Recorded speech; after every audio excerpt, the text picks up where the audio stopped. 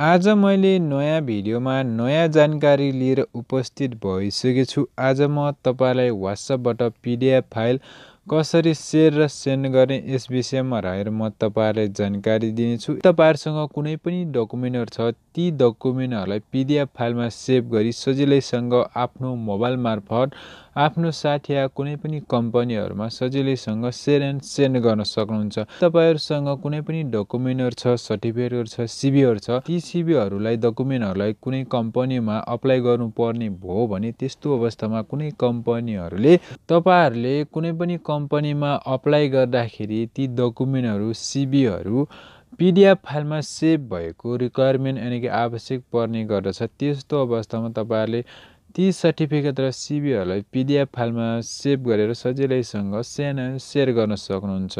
PDF फाइललाई WhatsAppबाट कसरी send गर्ने र सेयर गर्ने म तपाईहरुलाई A to Z जानकारी दिनेछु। के तपाईहरुले पनि WhatsAppबाट कुनै पनि कम्पनी या साथी या फ्रेन्डलाई PDF फाइल सेन्ड गर्न चाहनुहुन्छ? यदि चाहनुहुन्छ भने भिडियोलाई स्किप नगरी अन्तिमसम्म हेरिदिनु होला। यदि तपाईहरु मेरो च्यानलमा पहिलो चोटि र मेरो च्यानललाई सब्स्क्राइब गर्नु भएको छैन भने एक लाइक, एक सब्स्क्राइब गरिदिनु होला। यसरी तपाईहरुले मेरो च्यानललाई सब्स्क्राइब गर्नु भयो भने आउँदो दिनहरुमा यस्तै खालका भिडियोहरु मैले ल्याउँदा तपाईहरुले सजिलैसँग पाउन सक्नुहुन्छ। अब लागौं ढिला नगरी विषयवस्तुतिर। PDF फाइललाई WhatsAppबाट सेयर गर्नको लागि सबैभन्दा पहिले आफ्नो मोबाइलको होम स्क्रिनमा जानु होला। होम स्क्रिनमा गइसकेपछि तपाईसँग WhatsApp होला। जस्ट सिम्पली त्यसमा एकचोटी टच गर्नु होला।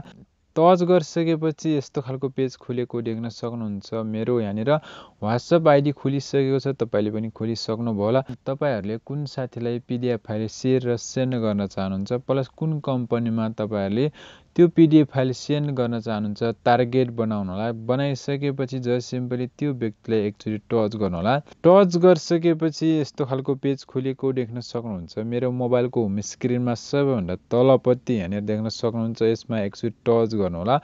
मेरो मोबाइलको होम स्क्रिनमा यस्तो खालको इन्टरफेस खुलेको देख्न सक्नुहुन्छ। यस्तो खालको तलपट्टि चिन्ह यस्तो देखाएको छ। तर तपाईहरुको WhatsAppमा यस्तै चिन्ह सेम माथिपट्टि देखाएको होला, किनकि सबै मोबाइलको सेटिङहरु फरक हुने गर्दछन्। त्यही भएर मैले जानकारी दिएको छु कि तपाई र मेरो मोबाइलको सेटिङ फरक हुन सक्छ। मेरो यहाँनिर देख्न सक्नुहुन्छ तलपट्टि तपाईको मोबाइलको होम स्क्रिनमा माथिपट्टि देखाएको हुन सक्छ।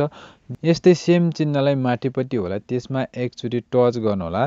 टच गरिसकेपछि यस्तो खालको पेज खुलेको देख्न सक्नुहुन्छ। यहाँनिर एक डकुमेन्ट देख्न सक्नुहुन्छ। त्यसपछि लिएर क्यामेरा यहाँनिर देख्न सक्नुहुन्छ, ग्यालेरी। अब हामीहरु जानुपर्ने हुन्छ डकुमेन्टमा। यहाँनिर देख्न सक्नुहुन्छ। यसमा एकचोटी टच गर्नु होला। टच गरिसकेपछि यस्तो खालको पेज खुलेको देख्न सक्नुहुन्छ। तपाईले PDF फाइल सेभ गर्नु भएको होला, त्यसलाई सर्च गरिदिनु होला। सर्च गरिसकेपछि यहाँनिर देख्न सक्नुहुन्छ मेरो कमल रोका मगर भनेर लेखेको छ। यसमा मैले एकचोटी टच गरे। टच गरिसकेपछि यहाँनिर देख्न सक्नुहुन्छ। अब यस्तो चिन्हमा तपाईले टच गर्नुपर्ने हुन्छ।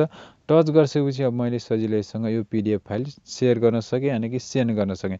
तपाईहरुले पनि यसरी नै सेयर अनि सेन्ड गर्नु होला। यो त भयो WhatsAppबाट PDF फाइल कसरी सेयर र सेन्ड गर्ने। म तपाईहरुलाई माई फाइलबाट जानकारी दिन गइरहेको छु। जस्ट सिम्पली माई फाइल यानी कि तपाईहरुले मेमोरी कार्ड भएको माई फाइल होला। जस्ट सिम्पली त्यसमा एकचोटी टच गर्नु होला।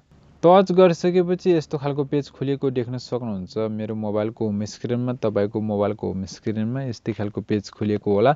इमेज यहाँनिर देख्न सक्नुहुन्छ, डकुमेन्ट भनेर लेखेको छ। यसमा एकचोटी टच गर्नु होला। यहाँनिर देख्न सक्नुहुन्छ मेरो मोबाइलको होम स्क्रिनमा डकुमेन्ट भनेर लेखेको छ। यसमा एकचोटी तपाईले पनि टच गर्नुपर्ने हुन्छ। टच गरिसकेपछि यहाँनिर देख्न सक्नुहुन्छ डाइरेक्ट यहाँनिर देख्न सक्नुहुन्छ कमल रोका मगर मेरो यहाँनिर आइसकेको छ। तपाईहरुले पनि सेभ गर्नु भएको छ ल, आएको छ ल। जस्ट सिम्पल त्यसलाई एकचोटी टच गर्नु होला। टच गरिसकेपछि यस्तो खालको पेज खुलेको देख्न सक्नुहुन्छ। मेरो मोबाइलको होम स्क्रिनमा मैले PDF फाइलमा सेभ गरेको CV यहाँनिर खुलाइसकेको छु। तपाईले पनि खुलाइसक्नु भएको होला। अब यसलाई कसरी सेयर गर्ने त? जस्ट सिम्पली ब्याक आउनु होला। ब्याक आइसकेपछि यस्तो खालको पेज खुलेको देख्न सक्नुहुन्छ। यसलाई लङ प्रेस यानी कि लामो समयसम्म एकचोटी टच गर्नु होला। टच गरिसकेपछि फेरि पनि यस्तो खालको पेज खुलेको देख्न सक्नुहुन्छ। सेयर भनेर लेखेको छ सबभन्दा तलपट्टि। यसमा एकचोटी टच गर्नु होला। टच गरिसकेपछि यस्तो खालको पेज खुलेको देख्न सक्नुहुन्छ। अब हामीले WhatsAppमा सेयर गर्ने भएको कारणले WhatsAppमा एकचोटी टच गर्नु होला।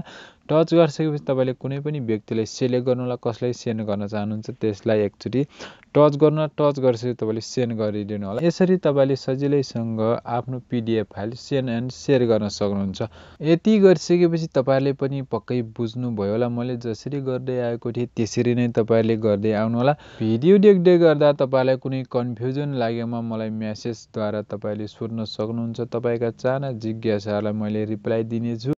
भिडियो कस्तो लाग्यो र भिडियो मन परे 1 लाइक 1 सब्स्क्राइब गर्न नभुल्नु होला भन्दै थ्यांक्स फर वाचिङ।